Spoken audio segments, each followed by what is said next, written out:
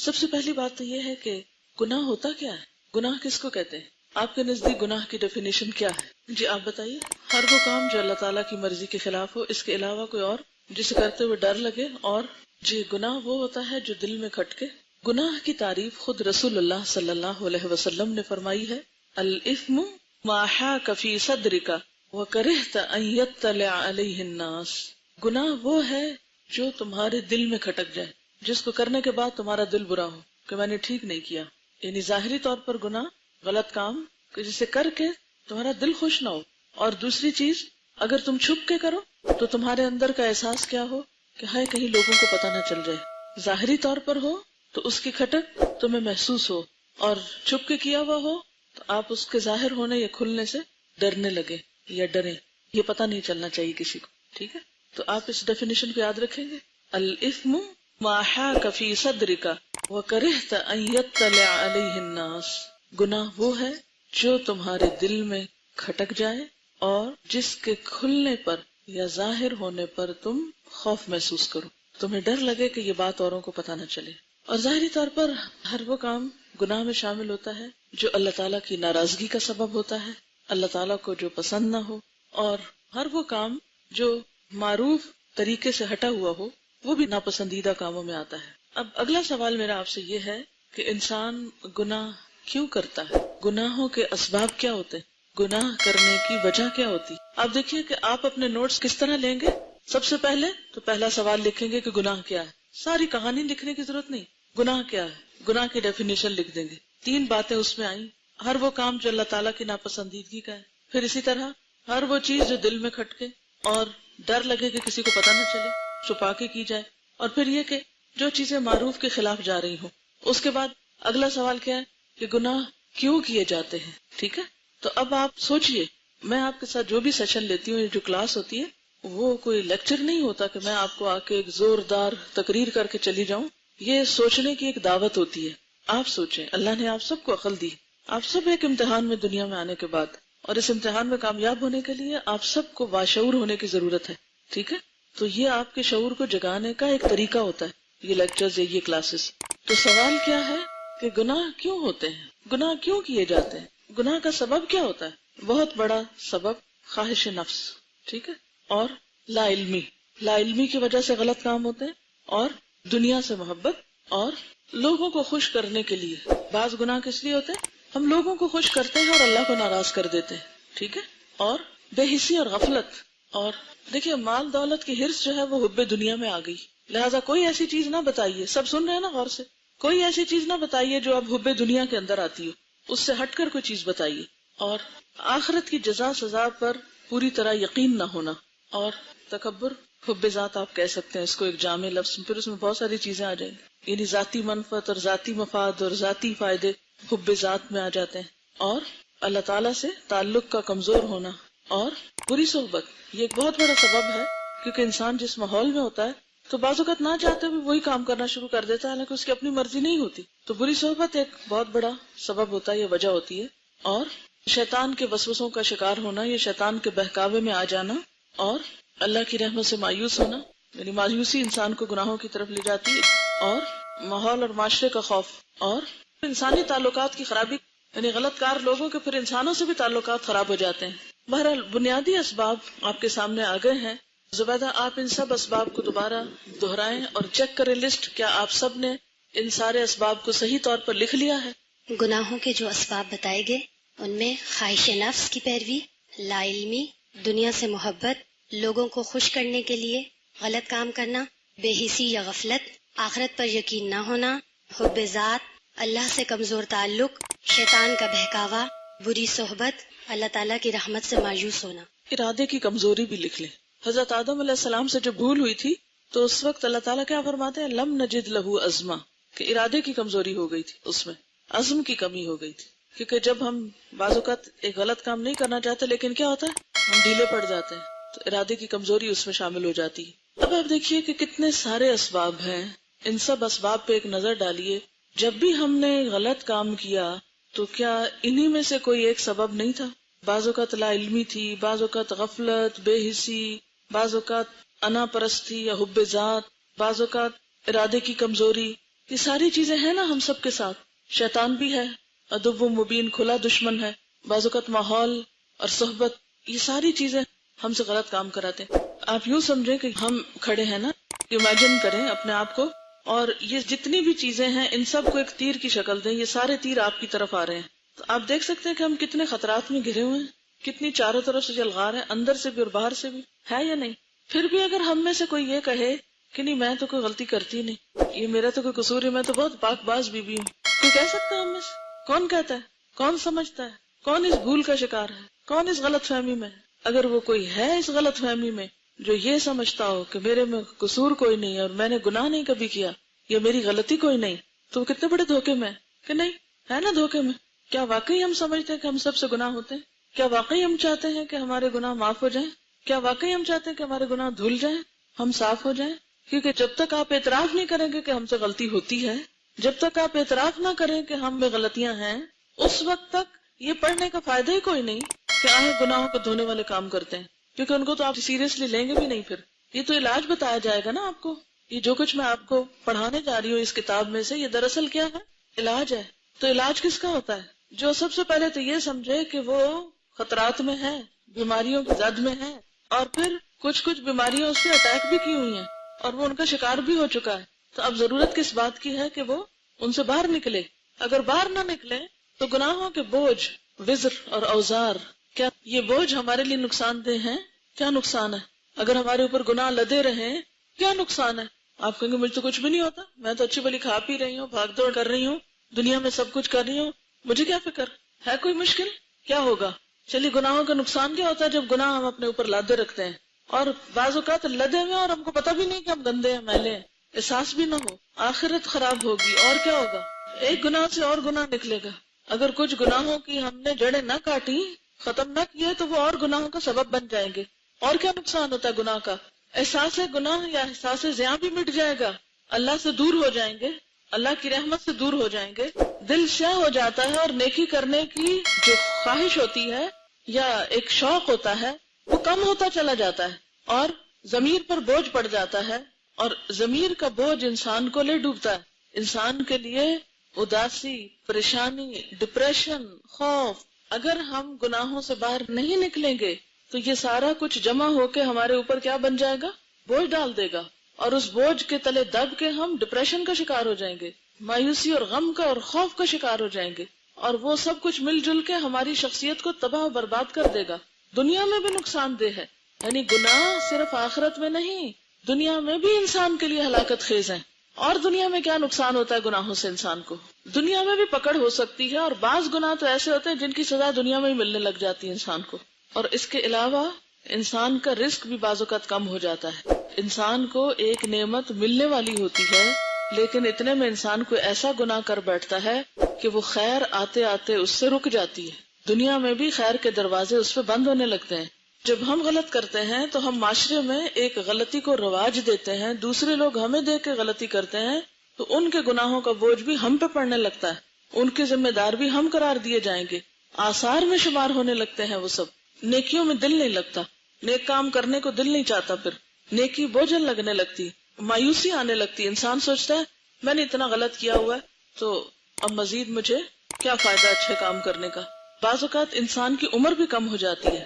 اللہ تعالیٰ تو اس سے ناراض ہوتے ہی ہیں، اللہ تعالیٰ کی ناراضگی مول لیتا ہے انسان. بعض اوقات انسان انسانوں کے نزدیک بھی قابل نفرت بن جاتا ہے. بعض گناہ ہماری نیکیوں کو کھا جاتے ہیں، جیسے حسد ہے، جیسے غیبت ہے. انسان نیک لوگوں سے بھی بھاگنے لگتا ہے، پھر نیکی کی مجلس سے بھاگنے لگتا ہے. نیک لوگوں سے آنکھیں نہیں ملا سکتا انسان، یعنی اچھے لوگوں سے پھر وہ نگاہیں نہیں ملا سکتا، اس کا کانفیڈنس ختم ہو جاتا ہے. شیطان ایسے لوگوں پہ مزید قابو پا لیتا ہے، کیونکہ اللہ کے دوستوں پہ شیطان بھی قابو نہیں پا سکتا. بعض گناہوں کو جب انسان گناہ سمجھتا نہیں تو پھر توبہ بھی نہیں کر سکتا. انسان کے چہرے کا نور بھی چلا جاتا ہے، چہرے کی رونق ختم ہو جاتی ہے. بعض اوقات انسان کو اپنے آپ سے بھی خوف آنے لگتا ہے. قیامت کے دن یہی اعضاء ہمارے خلاف گواہی دیں گے، جن کے ساتھ ہم نے غلط کام کیا ہوگا. وہ لوگ بھی ہمارے خلاف بولیں گے جن کی مجلس میں، جن کے ساتھ مل کے ہم نے غلط کام کیے ہوتے ہیں. ان کے اندر بھی ہمارا اعتماد نہیں رہتا اگر گناہ میں انسان دوسرے لوگوں کو ساتھ شریک کرے. بعض اوقات مایوسی کو پہنچ کے انسان خودکشی تک بھی پہنچ جاتا ہے جب اس سے کوئی غلط کام ہوتا ہے. آپ نے اکثر دیکھا ہوگا جو لوگ قتل کرتے ہیں تو قتل کر کے سب کو بعد میں خود کو بھی مار لیتے ہیں. ٹھیک ہے، بعض اوقات دلوں پہ مہر بھی لگ جاتی، دل بیمار ہو جاتے ہیں. فی قلوبہم مرض فزادہم اللہ مرضا.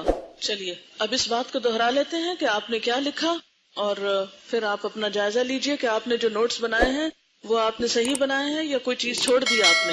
ہمارے اوپر گناہ لدے رہیں تو ہمارا کیا نقصان ہے؟ آخرت خراب ہوتی ہے، ایک گناہ سے دوسرا گناہ نکلتا ہے. قیامت کے دن ہمارے خلاف ہمارے اعضاء جن سے گناہ سرزد ہوئے وہ گواہی دیں گے. احساس گناہ مٹ جاتا ہے، جس کے نتیجے میں انسان مزید خرابیوں کا شکار ہو جاتا ہے. ضمیر پر بوجھ پڑتا ہے، اس کے نتیجے میں اداسی، پریشانی، غم، ڈپریشن بڑھتا ہے، مایوسی اور خوف کا شکار ہو جاتا ہے. اسی طرح اعتماد ختم ہو جاتا ہے، دنیا میں بھی پکڑ ہو سکتی ہے. مثلاً رزق کم ہو جاتا ہے، دوسرے لوگ ہم کو دیکھ کر غلطی کرتے ہیں تو ان کے گناہ بھی ہمارے آثار میں شامل ہو جاتے ہیں. نیکیوں میں دل نہیں لگتا، عمر کم ہوتی ہے، بعض گناہ نیکیوں کو کھا جاتے ہیں جیسے حسد وغیرہ. نیکی کی مجلس سے بھاگنے لگتا ہے انسان. شیطان ایسے افراد پر مزید غلبہ حاصل کر لیتا ہے. بعض اوقات انسان گناہ کو گناہ نہ سمجھنے پر توبہ بھی نہیں کرتا، چہرے کا نور چلا جاتا ہے، اپنے آپ سے خوف آنے لگتا ہے. بڑے گناہوں کے نتیجے میں بعض اوقات خودکشی کی نوبت آ جاتی ہے، دل بیمار ہو جاتا ہے، اس پر مہر لگ جاتی ہے. اور جو سب سے پہلے بات ہوئی تھی وہی سب سے آخر میں پھر دہراؤں گی کہ انسان کی آخرت سخت خطرے میں ہوتی ہے، اور پھر وہاں تو پلٹنے کا بھی موقع نہیں، گناہ دھونے کا بھی موقع نہیں.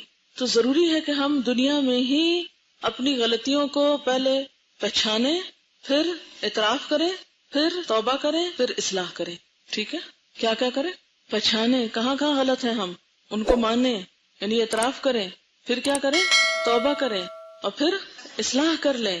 سب سے پہلا کام سب سے مشکل ہے، غلطیوں کی پہچان اور پھر اعتراف. انتہائی مشکل کام ہے. انسان کو اپنی غلطیاں کیوں نہیں نظر آتی؟ انسان ہمیشہ دوسروں میں غلطیاں ڈھونڈتا رہتا ہے، انسان ہمیشہ دوسروں کو بلیم کرتا ہے، تم نے میرے ساتھ یہ غلط کیا. جی، غلطیوں کی پہچان کرنا کہ غلطی ہے اور اس کو ماننا، اور خصوصاً اپنی غلطی کو ماننا، یہ دنیا کا مشکل ترین کام ہے. عموماً جب کوئی شخص ہمیں ہماری غلطی کا احساس دلائے تو ہم ناراض ہو جاتے ہیں، ہم اس سے تعلق ہی کاٹ لیتے ہیں، پھر اعتراف نہیں کرتے. تو جب یہ پہلا عمل ہوتا ہی نہیں تو توبہ کہاں کی اور پھر اصلاح کہاں کی؟ اس طرح ہم گناہ کے بوجھ تلے لدے بھی رہتے ہیں، مزید ڈٹائی کا شکار ہوتے ہیں، اور عذر گناہ بدتر از گناہ اس کا شکار ہو جاتے ہیں. عذر گناہ بدتر از گناہ، کلیریفیکیشنز دینے لگتے ہیں، صفائیاں پیش کرنے لگتے ہیں. یعنی عموماً کیا رویہ ہوتا ہے جب ہمیں اپنی غلطی خود نظر نہیں آتی؟ اچھا، مین ہیڈنگ اس کی ڈال لیجئے، ہم توبہ کیوں نہیں کرتے. پہلی وجہ یہ کہ ہمیں اپنی غلطی ہی نظر نہیں آتی، توبہ کس پہ کرنی ہے. اور اگر جو یہ کرتے بھی ہے نا ہم توبہ، تو یہ محض کیسی توبہ ہوتی ہے؟ بس ایسے ہی زبانی گردان ہوتی ہے توبہ کی، یا اللہ میری توبہ. کس پہ توبہ؟ کبھی سوچا کس گناہ پہ توبہ؟ پتہ ہی نہیں ہوتا، بس توبہ اس لیے کہ کہا گیا توبہ کرو تو ہم توبہ کر رہے ہیں.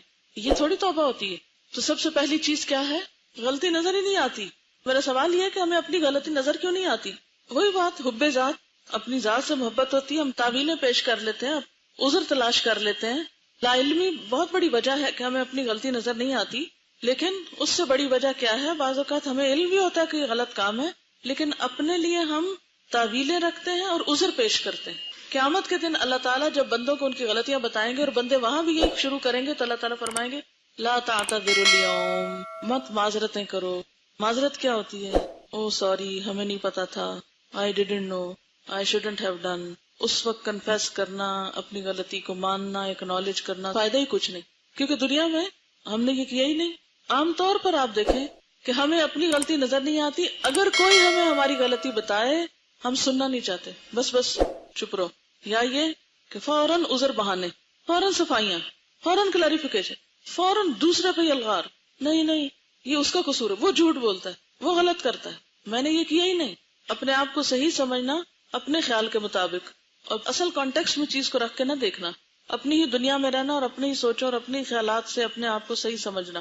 تعویلیں پیش کرنا، عذر بہانے کرنا، اس کا سبب یہ ہوتا ہے نا اپنے آپ کو بڑا سمجھنا، خوش فہمی کا شکار رہنا کہ ہم بہت اچھے ہیں، ہم سے تو غلطی ہو ہی نہیں سکتی، اور لوگوں کی تعریفوں سے اور زیادہ بگڑ جانا.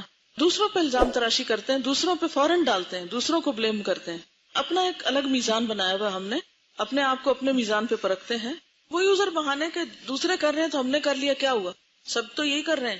دوسروں کی غلطیوں کو عذر بنا لینا یا دوسروں کی غلطیوں کا سہارا لے لینا کہ وہ کر رہے ہیں تو ہم نے کر لیا، پھر کیا ہوا؟ ہم بھی کر لیتے ہیں. اب آپ دیکھیے کہ جب ہم غلطی مانتے نہیں، اصلاح کیسے ہوگی؟ سب سے پہلے تو پھر ہمیں اپنی اس بات کی اصلاح کی ضرورت ہے کہ ہم اپنی غلطی کو دیکھنا شروع کر دیں، اور اس کے لیے آپ کو اللہ سے دعا مانگنی چاہیے۔ کیا دعا مانگیں گے؟ اللہ میری غلطیاں لوگوں کو نہیں مجھے دکھا، میری غلطیاں مجھے دکھا، مجھے ان کا احساس دلا، اور مجھے ان کو ایکسپٹ کرنے کی اور ان کو مان لینے کی توفیق دے، اور پھر میں ان کی اصلاح کر سکوں۔ اور یاد رکھیے کہ معاشرے کی اصلاح ہو نہیں سکتی جب تک ہم اپنی ذات کی اصلاح نہیں کرتے، کیونکہ اگر ہم خود لچھڑے ہوئے ہیں تو ہم دوسروں کی صفائی کا کیا پروگرام بنا رہے ہیں؟ اگر ہمارا اپنا گھر گندا ہے تو گلی بازار کیسے صاف ہوں گے کہ نہیں؟ مثلاً ایک شخص خود گندے کپڑے پہن کے اسٹیج پہ آ کھڑا اور کہے لوگوں میں آج آپ کو صفائی پہ درس دینے لگا ہوں، آپ سب نہا دھو کے آیا کرو، کتنے لوگ اس کا سبق سنیں گے؟ ہماری تبلیغ کیوں نہیں مؤثر ہوتی؟ اس لیے کہ جو کام ہم دوسروں کو کہتے ہیں وہ خود نہیں کرتے، وہ اپنے لیے سمجھتے ہی نہیں، وہ کہتے ہیں یہ ہمارے لیے نہیں ہے، یہ اوروں کے لیے ہے۔ یا تو پھر ہمارے اندر اتنی بے حسی ہے کہ ہمیں کوئی فکر ہی نہیں کہ کل قیامت آنی ہے، کوئی پوچھ ہونی ہے، کوئی پکڑائی ہونی ہے، نہیں ہے نا۔ اگر پتا چل جائے کہ اس پہ پکڑ ہے، اس پہ پوچھ ہے، اس پہ سزا ہے، پھر دیکھیں کیسے باز آتے ہیں۔ ہم کہتے نہیں اس پہ کوئی نہیں ہے، اور چیزوں پہ ہوگی، اور میری تو ویسے بھی نہیں ہونی، میں تو بری ذمہ ہوں ان سب چیزوں سے، ان سے اوپر میں تو اللہ کا بہت لاڈلا ہوں۔ جیسے یہود کہتے تھے نا نحن ابناء اللہ و احباؤہ، ہماری کوئی پکڑ نہیں، ہم اللہ کے بیٹے ہیں، ہم اللہ کے بڑے پیارے ہیں۔ ایسی سی تعویلیں شیطان کرواتا ہے کہ انسان اپنی غلطی مانتا ہی نہیں۔ حضرت نواز بن سمعان رضی اللہ عنہ بیان کرتے ہیں سألت رسول اللہ صلی اللہ علیہ وسلم عن البر والإثم فقال البر حسن الخلق والإثم ما حاك في صدرك وكرهت ان يطلع عليه الناس۔ میں نے رسول اللہ صلی اللہ علیہ وسلم سے نیکی اور گناہ کے بارے میں پوچھا تو آپ نے فرمایا نیکی اچھے اخلاق کا نام ہے، البر حسن الخلق، اور گناہ وہ ہے جو تیرے سینے میں کھٹک جائے اور تو ناپسند کرے اس بات کو کہ لوگوں کو اس کا پتہ چل جائے گا۔ اب یہ جو بات ہو رہی تھی نا کہ بعض اوقات ہم گناہ کرتے ہیں تو اس سے ہمارے اندر سے نیکی کی توفیق ختم ہو جاتی، نیکی کی ہمت ہی نہیں رہتی۔ اس کی دلیل کیا ہے؟ بنی اسرائیل کا ایک طالوت نامی بادشاہ کافر قوم عمالقہ سے جہاد کے لیے نکلا، اس کے ساتھ ہزاروں کی تعداد میں بنی اسرائیل کا ایک بڑا لشکر تھا۔ سفر کی طوالت نے تھکا دیا، پیاس بھی ستانے لگی، راستے میں ایک نہر پڑتی تھی۔ طالوت نے لوگوں کو مخاطب کرتے ہوئے کہا ان اللہ مبتلیکم بنہر فمن شرب منہ فلیس منی ومن لم یطعمہ فانہ منی الا من اغترف غرفۃ بیدہ۔ ترجمہ آتا ہے سب کو؟ اب تو آپ لوگوں کو بھی آتا ہوگا کہ 3 پارے ہو گئے۔ اب کیا ہے کہ اس نہر سے اللہ تعالیٰ نے ایک چلو پانی پینے کی اجازت دی تھی، مٹھی بھر۔ آپ کو پتا ہے کہ لیٹسٹ ایک ڈائٹ آئی ہے، کسی نے کل پرسوں مجھ سے ذکر کیا کہ جو چیز بھی کھائے انسان وہ اپنی مٹھی بھر کھائے بس۔ یعنی اگر آپ دوپہر کے کھانے میں بیٹھے ہیں، چاول کھا رہے ہیں تو مٹھی بھر چاول ہو، مٹھی بھر سیلڈ ہو، یعنی ایک مٹھی میں جو کچھ آتا ہے، تو اگر آپ وہ لیں گے تو آپ بیمار نہیں پڑیں گے، کچھ بھی کھا لیں۔ پھر ابھی میں نے یہ آیت پڑھی ہے تو مجھے حیرانی ہوئی ہے کہ یہ مٹھی بھر کا کانسیپٹ کہاں سے آیا ہے۔ بہرحال اللہ تعالیٰ نے کتنی اجازت دی کہ بس ایک چلو پانی پی سکتے ہو، زیادہ نہیں پی سکتے۔ اب اتنی سخت پیاس لگی اور ایک چلو پانی پیا جائے۔ اب کیا ہوا، بہت سارے لوگوں نے جب اس نہر پہ پہنچے تو کیا کیا، خوب پیٹ بھر کے پانی پیا، سوائے چند آدمیوں کے۔ باقی سب اکثریت کیا تھی، انہوں نے خوب پیٹ بھر کے پانی پیا اور اللہ کی نافرمانی کی۔ اس گناہ کا نتیجہ کیا ہوا، فَلَمَّا جَاوَزَهُ هُوَ وَالَّذِينَ آمَنُوا مَعَهُ قَالُوا لَا طَاقَةَ لَنَا الْيَوْمَ بِجَالُوتَ وَجُنُودِهِ۔ کہنے لگے آج تو ہم جالوت کے لشکر سے بالکل مقابلہ نہیں کر سکتے، ہمیں ہمت ہی نہیں، ہم تھک گئے، آج ہم نہیں کر سکتے، پھر لڑیں گے کبھی۔ حالانکہ آپ کو پتا ہے کہ یہ لوگ خود کہہ کے لائے تھے کہ بادشاہ مقرر کریں کہ ہم دشمنوں سے لڑ کے اپنے علاقے کو واپس لیں، اور اللہ تعالیٰ نے طالوت کو ان کے لیے بادشاہ مقرر کیا۔ پھر جب وہ طالوت کے ساتھ مل کے جنگ کرنے کے لیے گئے، رستے میں اللہ تعالیٰ نے آزمائش میں مبتلا کر دیا، اتنی بڑی نہر، ٹھنڈا پانی اور سخت پیاس، اور کہا نہیں بس ایک چلو پانی پی لو اور آگے چلو۔ چلو نہیں ہم پی سکتے، ہم تو زیادہ پیئیں گے۔ اب جنہوں نے بھی زیادہ پیا تو کیا ہوا، وہ بیٹھ گئے، اتنی بڑی سعادت سے محروم ہو گئے۔ اور اس جہاد میں کون حصہ لے سکے، جنہوں نے بس صرف چلو پر پانی پیا، حالانکہ پانی حلال چیز ہے۔ تو اس سے ایک اور بات یہ بھی پتہ چلتی ہے کہ اگر کسی خاص موقع پر کسی ڈسپلن کو قائم کرنے کے لیے اگر کوئی امیر لشکر یا کسی خاص طریقے سے کوئی پابندی اپنے، مثلا آپ اسٹوڈنٹس کے اوپر کئی پابندیاں عائد کر دی جاتی ہیں کہ کلاس میں نہیں کھائیں یا اور اسی قسم کی، حالانکہ کھانا کیا حلال ہے آپ کے پاس، تو وہ کیوں روکا جاتا ہے، کسی خاص وجہ سے۔ تو ان کو بھی روکا گیا تھا کہ پھر لڑ نہیں سکیں گے، تو ہوا وہی، ان سے نیکی کی توفیق چھن گئی۔ تو اللہ تعالیٰ نے قرآن پاک میں فرمایا فَأَمَّا مَن طَغَىٰ وَآثَرَ الْحَيَاةَ الدُّنْيَا فَإِنَّ الْجَحِيمَ هِيَ الْمَأْوَىٰ۔ جس نے سرکشی کی اور دنیا کی زندگی کو ترجیح دی تو جہنم ہی اس کا ٹھکانہ ہے۔ جب ہم یہ آیت پڑھتے ہیں تو ہم کس کے لیے پڑھتے ہیں؟ اپنے لیے پڑھی کبھی؟ کیونکہ اگر ہماری سرکشی ہے تو ہمیں بھی یہ سزا ہو سکتی ہے۔ کس کے لیے پڑھتے ہیں یہ؟ کبھی اس کو آپ ریلیٹ کیا اپنے ساتھ؟ نیور۔ ہم کہتے ہیں نہیں یہ اوروں کے لیے، ہم تو سرکش نہیں۔ اور اس کے برعکس وَأَمَّا مَنْ خَافَ مَقَامَ رَبِّهِ